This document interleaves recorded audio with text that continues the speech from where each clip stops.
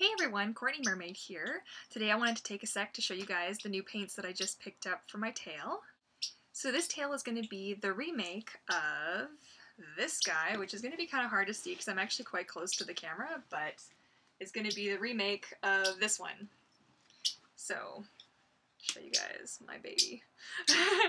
So this is the one that you can see me wearing on my website. It's on all my YouTube like cards and stuff, and I had it on Facebook. It's like my background image and stuff. So yeah, so this is what it looks like. You can see where there's been all kinds of wear and tear. Like it's a little bit masked by some of the sequins and stuff, but there is actually some wear and tear on it, which is kind of sad. You can see it really badly.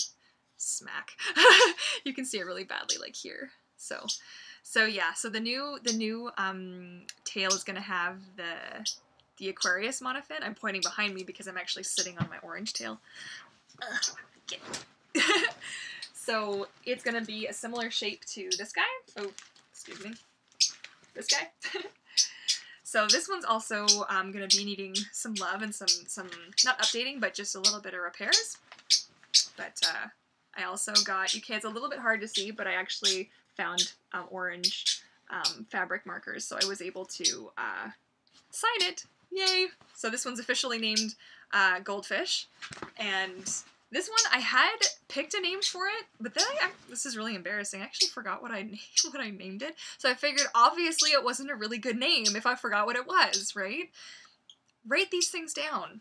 Seriously. So I actually thought of what I think it was actually called Miranda or something like that. So that's what she's called now. I actually got markers for it too. So my old tail is now called Miranda. I'm pretty happy.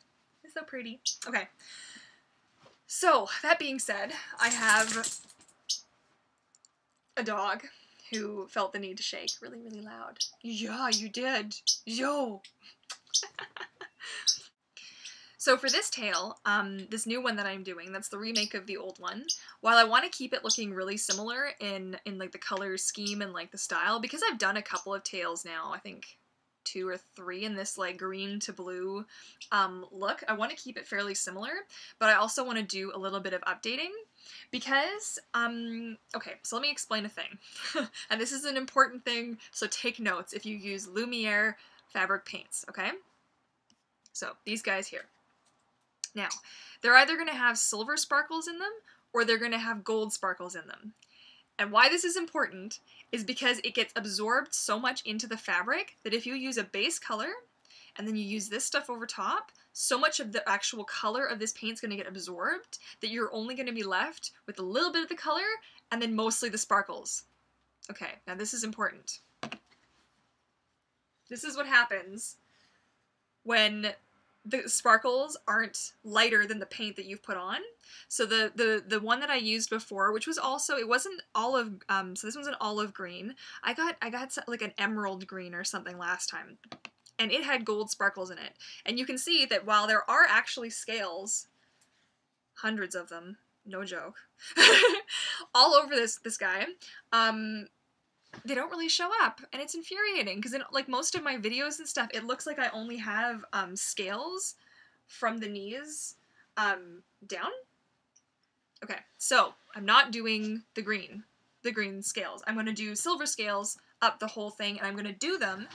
I loved how this turned out so much, so I'm going to do them in this style, where they're a little bit more spaced and not quite so uniform. I also, I think I may have like mentioned as like a side note on some of my like Instagram posts or whatever, some of the scales actually have like fake damage that I included in the stencil, so you can see not all of them are actually the same.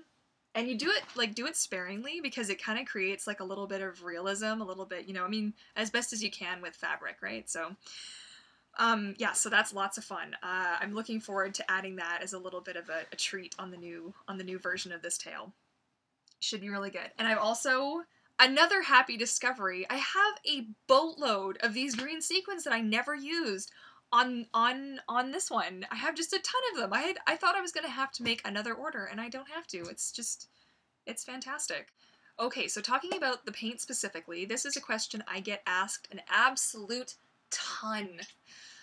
Everybody always wants to know, what kind of paint do I use? What kind of paint do I use? Where do I get it? Like, how much is it? What does it look like? How does it work? Okay, so this is hopefully the definitive answer to this, because watch my videos, I tell a lot of info.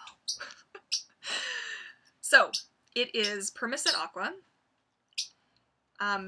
There are two different kinds that I'm aware of Permaset Aqua. There's like a super cover, which covers dark material. Now, I've not used that one specifically because it's like a thick, like a layer of like it cracks. That's all you need to know. Is it just, if you have in an area where there's a lot of flex, like in your knees, it's gonna crack.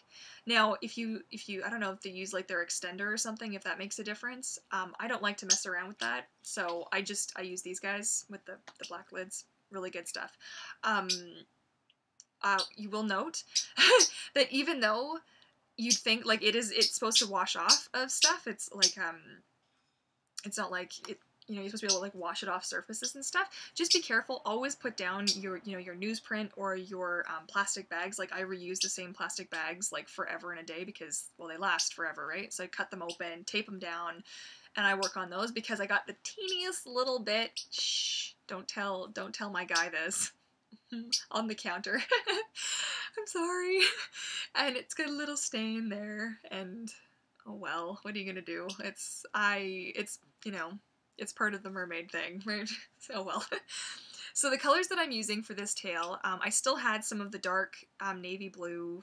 It's actually more of like a royal blue, really. Anyways, it's out with all my other mermaid stuff in the kitchen. So I had enough of that. So I got the turquoise. And this is actually the stuff that I used for, it was a mix, I think. I used a little bit of this with the bluey green. And that plus my white actually is what made the light color this. I think to date, this is probably the best like blend I've done for a fluke like type thing where it blended just so seamlessly, and it was totally by accident, guys, totally by accident. And I'm looking forward to showing you because I was able to recreate it actually a little bit on this one a little bit. I didn't want to do it as much because the other one's a little bit more extreme, so.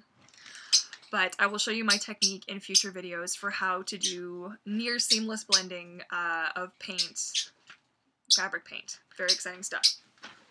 Okay, so what does that leave us? That leaves us one more, the mid-green paint. Now, it's not everyone's cup of tea, the bright green, but it was my look, so you can't really even tell because it's like just these little spots where it shows through. So I'm excited to see how this plus this really cool silver paint. So, okay, it looks blue, but again, like I said, it's the same thing as the greens.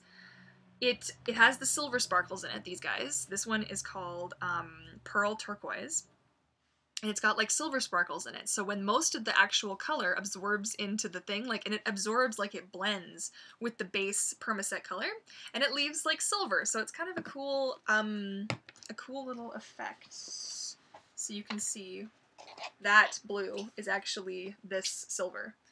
So, you know, that might not be the effect that you want, but you kind of have to work with what you have. But yeah, so that's the paints. The Lumiere, the Lumiere paints are, take a really good close look at these guys. I love them so much. I know I say it in all the videos that I've done with these paints, but they are fantastic. So, so good. So good. And the Permaset Aqua. These are these guys here. Oop, there we go. So, textile printing ink. And I will show in future videos, of course, because I'm going to be documenting the entire process of this tail. We're talking everything, like tracing it out, the painting, or the sewing, the painting, the whole deal. I'm going to record the whole thing. And I even have still some excess of this stuff that I'm going to be using for the fringe. I'm going to do something different. I'm not going to do something quite so, like, choppy, because, I mean, it's actually kind of sharp, like, right, like it's sharp, but I did like really how much this just added. Ooh. My computer's like, no, you know what, actually you're finished talking. There we go. I really liked how this added to it. Okay, so that's where I'm at with all of this. If you want to follow my tail making adventures and get all of the juicy like inside scoop ahead of time and some exclusive behind the scenes photos that I'm not going to post anywhere else, if you want to check me out on Patreon, I'm now on there. It's a great way to support artists like myself who come out with content. I speak really well. I do. It's amazing. And so I'm going to have lots of behind the scenes goodies that are going to be just for Patreon. And I will, of course, as stuff gets released to my Patreon patrons first, then it's going to eventually end up on YouTube for the rest of you guys to check out.